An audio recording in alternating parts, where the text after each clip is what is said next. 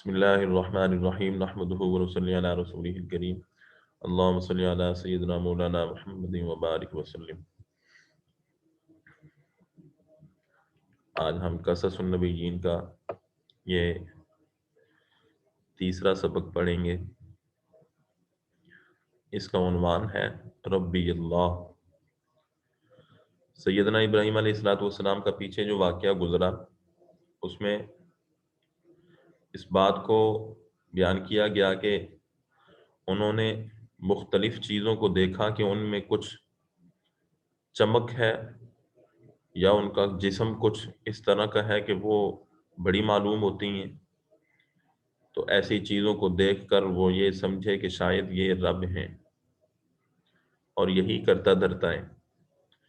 لیکن جب ان کا زوال اور ان کا غروب دیکھا تو پھر دل میں یہ بات پختہ ہو گئی کہ ربی اللہ، رب تو اللہ ہے جو ان سب کو بنا رہا ہے یا چلا رہا ہے۔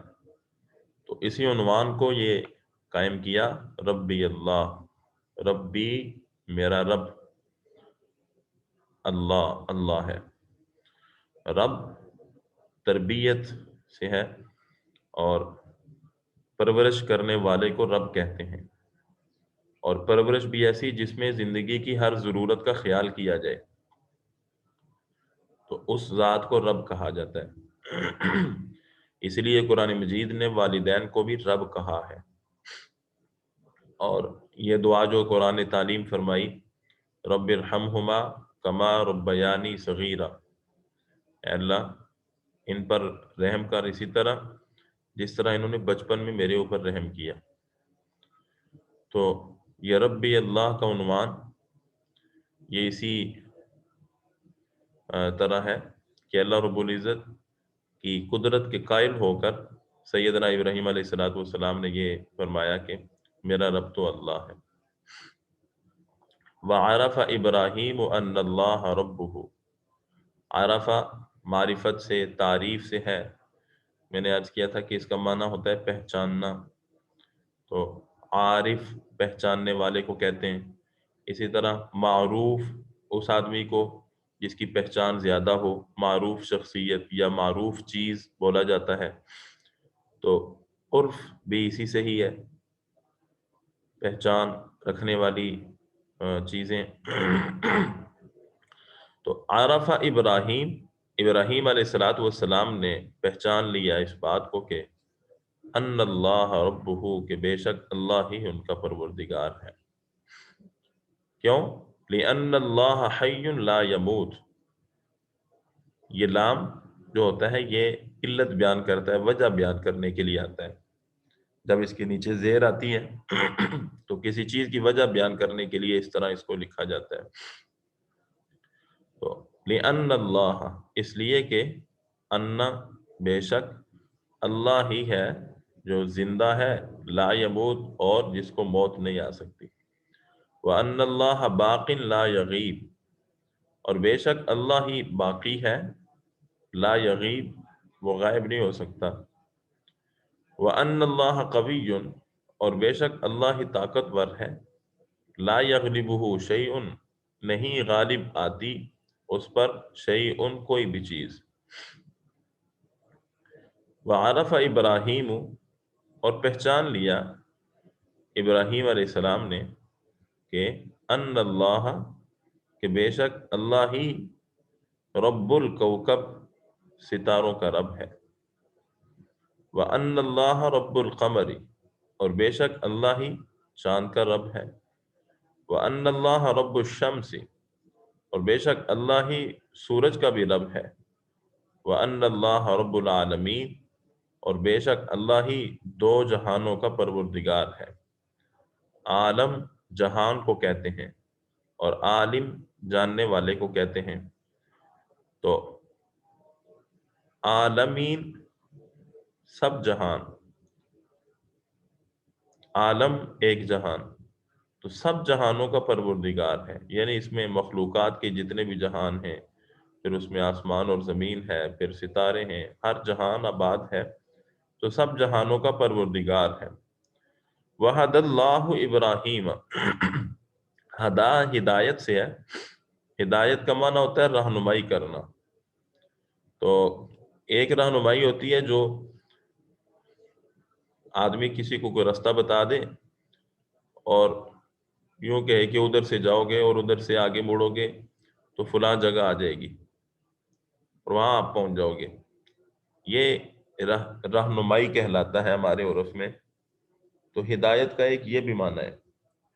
ہدایت کا ایک معنی یہ بھی ہے کہ کوئی بندہ کسی سے رستہ پوچھے اور وہ یوں کہے کہ چلو میں آپ کو ادھر چھوڑ آتا ہوں، اور وہ اس بندے کو ساتھ لے کر اس مطلوبہ جگہ تک جا کر اس کو چھوڑ دے اور بتلائے کہ یہ جگہ ہے جہاں آپ نے آنا ہے. تو یہ ہدایت کا کامل معنی ہے. اللہ رب العزت نے انسان کو جو اختیار دیا ہوا ہے اس میں یہی ہدایت کار فرما ہے کہ اللہ رب العزت رستہ بتاتے بھی ہیں اور ساتھ سمجھ بھی دے دیتے ہیں کہ دیکھ لو کدھر جانا ہے آپ کو. تو حد اللہ ابراہیم، اللہ رب العزت نے ابراہیم علیہ الصلوۃ والسلام کی رہنمائی کی، اللہ نے ان کو ہدایت دی. وجعلہ نبیا وخلیلا، اور بنا دیا ان کو اللہ رب العزت نے نبی اور خلیل، دوست. وَأَمَرَ اللَّهُ ابراہیم، امر حکم کو کہتے ہیں، امر اردو میں بھی بولا جاتا ہے. تو امر اللہ، حکم دیا اللہ نے ابراہیم علیہ السلام کو کس بات کا؟ ان یدعو قومہ، دعا یدعو دعوت سے ہے، دعوت مانا بلانا، پکارنے کو بھی دعوت کہتے ہیں. داعی دعوت دینے والے کو یا پکارنے والے کو کہا جاتا ہے. اور مدعو ہم اردو میں بھی بولتے ہیں اتنے آدمی مدعو کیے گئے ہیں، تو یہ مدعو اسی سے ہی ہے جن کو بلایا گیا ہو. تو یدعو یہ پکارنا بلانا اس کے معنی میں ہے. تو حکم دیا اللہ رب العزت نے کس بات کا؟ ان یدعو قومہ، کہ دعوت دیں قومہ، اپنی قوم کو. وَيَمْنَعَهُمْ مِنْ عِبَادَةِ الْأَصْنَامِ، منع کرنا، روکنا. یہ معنی ہم اردو میں بھی استعمال کرتے ہیں. تو مانع روکنے والی چیز کو کہتے ہیں. ممنوع جس چیز سے روکا جائے اس کو کہا جاتا ہے ممنوع، ممنوع علاقہ، ممنوع چیز. تو یمنعہم، وہ روک دیں، ہم ان لوگوں کو، من عبادت الاصنام، بتوں کی بندگی کرنے سے.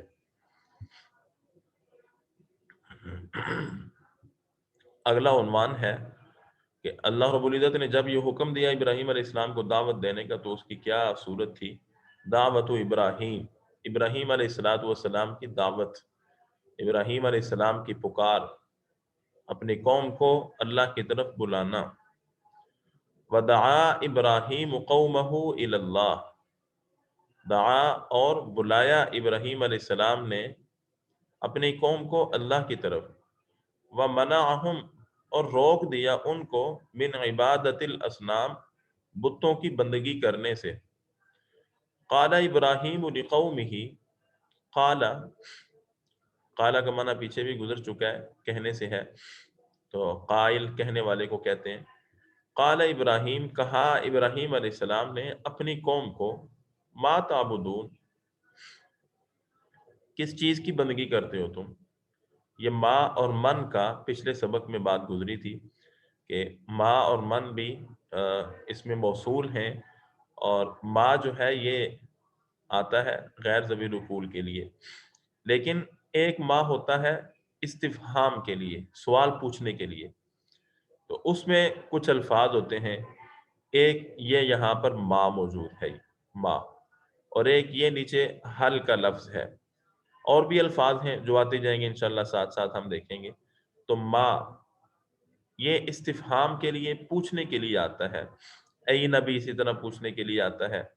تو ہر ایک کا اپنا ایک معنی ہوتا ہے. متا پوچھنے کے لیے آتا ہے. یہ سب استفہام کے معنی میں استعمال ہوتے ہیں.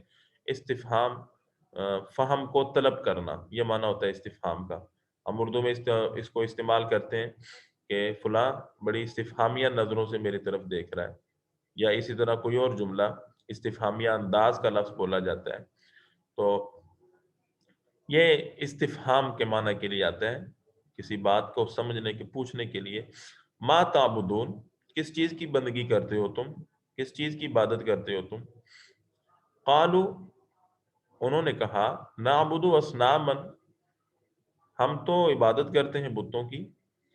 کہا ابراہیم علیہ الصلوۃ والسلام نے، حل، کیا، یسمعونکم، یہ میں نے عرض کیا کہ یہ حل استفہام کے معنی کے لیے آتا ہے، تو انہوں نے پوچھا حل کیا، یسمعونکم، یسمعون سنتے ہیں وہ، یسمعون سنتے ہیں وہ، کم تمہاری، اس تدعون جس وقت پکارتے ہو تم ان کو، بلاتے ہو تم ان کو، یا دعا مانگتے ہو تم ان سے، او ینفعونکم، یا نفع دیتے ہیں وہ تم کو، او یضرون، یا نقصان دے سکتے ہیں وہ تم کو۔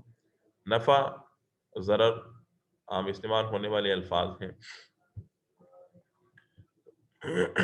قالو، انہوں نے کہا، بلکہ وجدنا آباءنا کذالک یفعلون، آبا و اجداد کا لفظ اردو میں بھی بولا جاتا ہے، باپ دادوں کو، بڑے بوڑھوں کو کہا جاتا ہے۔ تو وجدنا وجدان سے ہے، کسی چیز کو پانا، واجد پانے والے کو کہتے ہیں واجد، تو وجدنا وجدان سے ہے، کسی چیز کو پانے کو کہتے ہیں، تو وجدنا ہم نے پایا، بل وجدنا انہوں نے کہا کہ بلکہ ہم نے پا لیا، آبا انا اپنے آبا و اجداد کو، اپنے بڑے بوڑھوں کو، کذالک یفعلون اسی طرح ہی وہ کرتے تھے۔ قال ابراہیم، ابراہیم علیہ السلام نے فرمایا، فانا پس میں، لا اعبد نہیں بندگی کروں گا، هذه الاصنام ان بتوں کی۔ انا کا لفظ اپنی ذات کے لیے استعمال ہوتا ہے متکلم کے لیے، مثلا انا اعبد میں بندگی کر رہا ہوں، یا انا قلت میں نے کہا۔ تو متکلم واحد کے لیے انا کا لفظ استعمال ہوتا ہے، اور جمع کے لیے نحنو کا لفظ استعمال ہوتا ہے۔ جیسے ہم پیچھے بار بار پڑھ کے آئے ہیں کہ ہوا کا لفظ ہے، یہ غائب مذکر غائب کے لیے استعمال ہوتا ہے، مفرد مذکر غائب کے لیے ہوا وہ۔ تو انا کا لفظ متکلم واحد متکلم کے لیے آتا ہے، انا لا اعبد هذه الاصنام، بس میں نہیں بندگی کروں گا ان بتوں کی، بلکہ انا میں تو، عدوٌ، عدو ہم اردو میں استعمال کرتے ہیں دشمن کے معنی کے لیے، تو عدوٌ دشمن ہوں، لہذه الاصنام ان بتوں کا، انا اعبد رب العالمین میں تو بندگی کروں گا رب العالمین دو جہانوں کے، سب جہانوں کے پروردگار کی۔ کون سی وہ ذات؟ آگے اللہ رب العزت کی تعریف بیان کی۔ یہ بین القوسین جتنی عبارت آتی ہے جن کے ہاں بریکٹ لگی ہوتی ہے، یہ قرآن مجید کی آیات ہوتی ہیں جن کو انہوں نے بین القوسین لکھا ہوتا ہے۔ الذی خلقنی، وہ ذات، خلقنی جس نے پیدا کیا مجھ کو، فہو یہدینی پس وہ ہدایت دے رہا ہے مجھ کو، یا ہدایت دیتا ہے مجھ کو، رہنمائی کرتا ہے میری۔ والذی اور وہ ذات، ہوا یطعمنی جو کھلاتا ہے مجھ کو، ویسقینی اور پلاتا ہے مجھ کو۔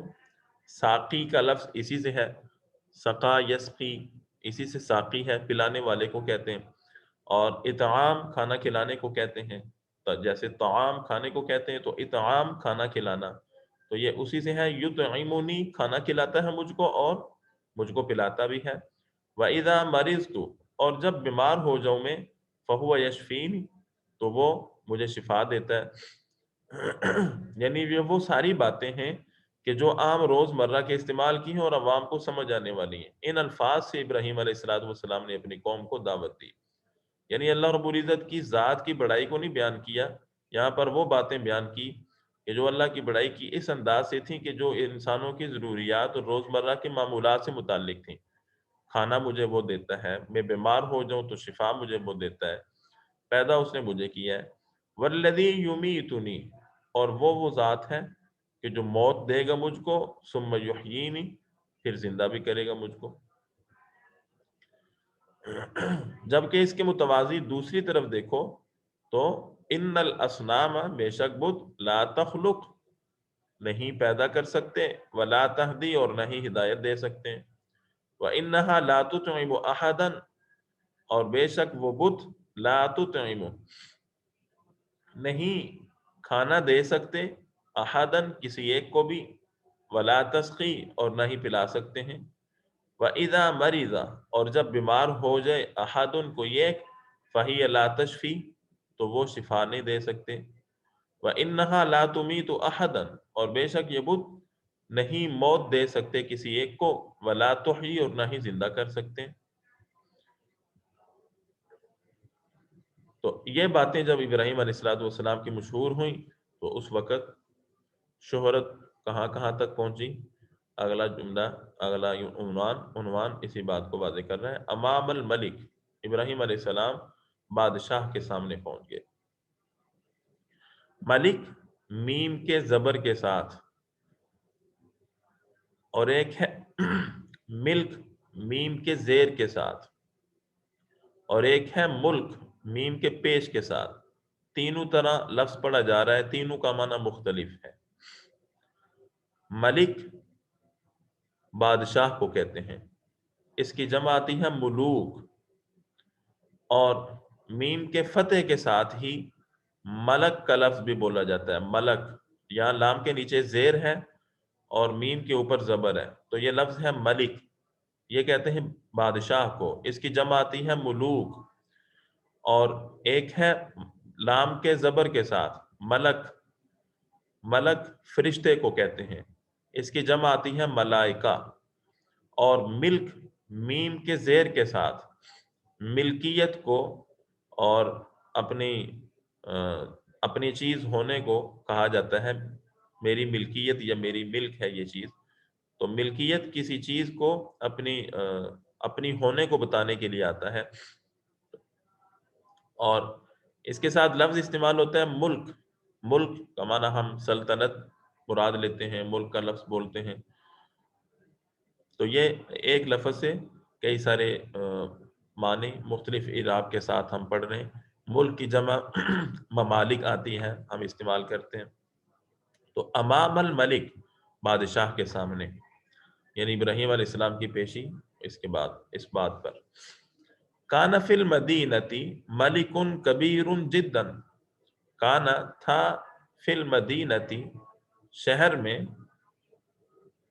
ملکن بادشاہ، کبیر جدا بہت بڑا، وظالم جدا اور بہت زیادہ ظالم، وکان الناس اور تھے لوگ، یسجدون سجدہ کرتے، للملک بادشاہ کو، لوگ سجدہ کرتے تھے بادشاہ کو، وسمع الملک اور سنا بادشاہ نے اس بات کو کہ ان ابراہیم کہ بے شک ابراہیم علیہ السلام یسجد للہ سجدہ کرتے ہیں اللہ کو ہی، ولا یسجد لاحد اور نہیں سجدہ کرتے لاحد کسی ایک کو بھی، فغضب چنانچہ وہ بڑے غصے میں ہوا، فغضب الملک وہ بادشاہ بڑے غصے میں ہوا، وطلب ابراہیم اور ابراہیم علیہ السلام کو بلا لیا، طلب کر لیا، وجاء ابراہیم چنانچہ آئے ابراہیم علیہ السلام، وکان ابراہیم لا یخاف اور ابراہیم علیہ السلام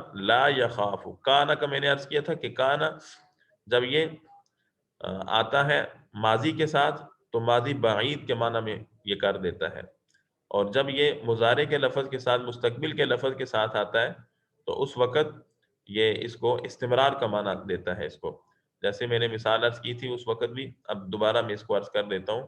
جاء آئے ابراہیم کے لیے استعمال ہو رہا ہے، جاء تو ویسے مفرد غائب کے لیے استعمال ہوتا ہے، جاء وہ آیا، تو اگر اس کو بولیں گے کان جاء تو اس کا معنی بن جائے گا آیا تھا، سمع سنا اس نے، اگر اس کے ساتھ کانا کا لفظ لگا دیں گے کانا سمع تو اس کا معنی بن جائے گا اس نے سنا تھا، ٹھیک ہے جی۔ اور یہ لفظ ہے غاضبہ، وہ غصے ہوا، ماضی کے لیے استعمال ہوا ہے، اگر اس کے ساتھ کان لگا دیں کانا غاضبہ تو اس کا معنی ہو جائے گا وہ غصے ہوا تھا۔ تو مستقبل کے ساتھ استمرار کا معنی دیتا ہے، کانا لا یخاف نہیں ڈرتے تھے، نہیں خوف کھاتے تھے۔ اسی طرح یسجدو سجدہ کرتے ہیں تو کانا یسجدو کا معنی ہو جائے گا سجدہ کرتے تھے۔ تو کانا ابراہیم لا یخاف احدا نہیں ڈرتے تھے ابراہیم علیہ السلام احدن کسی ایک سے الا اللہ سوائے اللہ کے. قال الملک بادشاہ نے کہا من ربک یا ابراہیم، یہ وہی من کا لفظ استفہام کے لیے آ رہا ہے. من ربک یا ابراہیم، کون ہے تیرا پروردگار ہے ابراہیم؟ قال ابراہیم، ابراہیم علیہ السلام نے فرمایا ربی اللہ، میرا پروردگار تو اللہ ہے. قال الملک، بادشاہ نے کہا من اللہ، کون ہے اللہ کیا ہوتا ہے؟ من اللہ، اللہ کون ہے یا ابراہیم اے ابراہیم؟ قال ابراہیم، ابراہیم علیہ السلام نے فرمایا الذی یحیی و یمیت، وہ ذات ہے جو زندہ کرتی ہے اور موت دیتی ہے. قال الملک، بادشاہ نے کہا انا احیی و امیت، میں بھی زندہ کرتا ہوں اور موت دے دیتا ہوں. ودع الملک رجلا، اور بلایا بادشاہ نے ایک آدمی کو، رجلا ایک آدمی کو، وقتلہ اور اس کو قتل کر دیا. ودعا رجلا آخر، اور بلایا دوسرے آدمی کو، وترکہ اور اس کو چھوڑ دیا. وقال، اور کہنے لگا انا احیی، میں زندہ بھی کر رہا ہوں، و امید اور مار بھی رہا ہوں. دیکھو قتل تو رجلن، میں نے قتل کر دیا ایک آدمی کو، وترکت رجلن اور چھوڑ دیا ایک آدمی کو. وکان الملک بلیدا جدا، اور تھا بادشاہ بلید، بے وقوف کو کہا جاتا ہے بلید، بلیدن جدا بہت زیادہ بے وقوف اور احمق تھا. وکذالک کل مشرک، اسی طرح ہر مشرک بے وقوف ہوتا ہے. واراد ابراہیم، اور ارادہ کیا ابراہیم علیہ السلام نے، ان یفہم الملک، کہ وہ سمجھائیں بادشاہ کو، ویفہم قومہ، ارادہ کی ابراہیم علیہ السلام نے کہ بادشاہ بات سمجھ جائے اور سمجھ جائے ان کی قوم بھی. فقال، چنانچہ ابراہیم علیہ السلام نے دلیل سے بات کی، فرمایا ابراہیم علیہ السلام نے للملک بادشاہ سے کہ فإن اللہ، بے شک اللہ، یأتی بالشمس، لے کے آتا ہے سورج کو، من المشرقی، مشرق سے، فأتی بہا، آپ لے آؤ اس کو، من المغرب، مغرب سے. یہاں یہ یأتی کا لفظ ہے کہ یأتی، یأتی کا ویسے معنی ہوتا ہے آنا. جب یہاں اس کے ساتھ با آ گئی ہے تو یہ فعل ایک ہوتا ہے لازمی اور ایک فعل ہوتا ہے متعدی. فعل لازمی وہ ہوتا ہے جس میں کسی کام کے صرف کرنے یا ہونے کا ذکر ہوتا ہے اور وہ فاعل پر ختم ہو جاتا ہے. مثلا میں کھڑا ہوا، کھڑا ہونا ایک فعل ہے، اور میں بیٹھا، بیٹھنا بھی ایک فعل ہے. یہ صرف فاعل پر ہی ختم ہو گیا. لیکن اگر میں یوں کہوں میں نے کھانا کھایا، تو کھانا ایک مستقل فعل ہے اور میں اس کا فاعل ہوں، اور کھانا مفعول بھی ہے جس کو کھایا گیا. تو اسی طرح یہ فعل ہے یاتی، آنا، میں آیا. تو آنا یہ لازمی ہے، اس لیے صرف فاعل پر پورا ہو رہا ہے. لیکن جب ایسے الفاظ کے ساتھ با کا، لام کا یا اس طرح کے الفاظ آ جاتے ہیں تو ان کی وضاحت آگے آتی جائے گی انشاءاللہ ترجمے سے. تو اس وقت یہ الفاظ اس فعل کو متعدی بنا دیتے ہیں. اب یہاں معنی بننا تھا یاتی، اللہ آتا ہے سورج کے ساتھ، لیکن ہم یہاں یہ معنی نہیں کریں گے کہ آتا ہے. یاتی بالشمس، متعدی کے ساتھ ہم اس کا معنی کریں گے اللہ لاتا ہے سورج کو مشرق سے، فاتی بہا، چنانچہ آپ لے آؤ اس کو مغرب سے. فتحیر الملک، چنانچہ بادشاہ حیران ہو گیا، وسکت، اور خاموش ہو گیا. وخجل الملک، تحیر کا لفظ جو ہے اردو میں بھی استعمال ہوتا ہے. تحیر حیران اور پریشان ہونا اس کا معنی ہوتا ہے. تو یہاں بھی اسی طرح ماضی کے ساتھ استعمال ہوا ہے. تحیر الملک، بادشاہ حیران ہو گیا، وسکت، اور خاموش ہو گیا. وخجل الملک، اور شرمندہ ہوا بادشاہ. خجل کا لفظ ہم اردو میں بھی بولتے ہیں یا پنجابی میں، لیکن اس کی ذرا صورت بگاڑ کے ہم پڑھتے ہیں اس کو خجل، خجل خراب کہہ دیتے ہیں ہم اس کو. تو یہ خجل، خجل لفظ عربی کا شرمندگی کے لیے استعمال ہوتا ہے. فارسی میں بھی خجل کو شرمندگی کے معنی میں استعمال کرتے ہیں. تو خجل الملک، شرمندہ ہو گیا بادشاہ. وما وجد جوابا، اور نہیں پایا اس نے کوئی بھی جواب۔ تو یہ ہمارا آج کا سبق تھا۔ اس میں کچھ باتیں امید ہے کہ جو نئی بتائی گئی ہیں یا ذیل ذیل میں ان کا ذکر آتا رہا ہے، امید ہے کہ انشاءاللہ وہ بھی سمجھ آ گئی ہوں گی۔ اور اگر پھر بھی کوئی بات نہ سمجھ آئی ہو تو پرسنل میں آپ سبق سے پہلے یا سبق کے دوران آپ پوچھ سکتے ہیں۔ اللہ رب العزت ہمیں سمجھنے کی اور سمجھ کر پڑھنے کی توفیق عطا فرمائے۔ امید ہے کہ مشکل نہیں ہوگی انشاءاللہ۔ السلام علیکم۔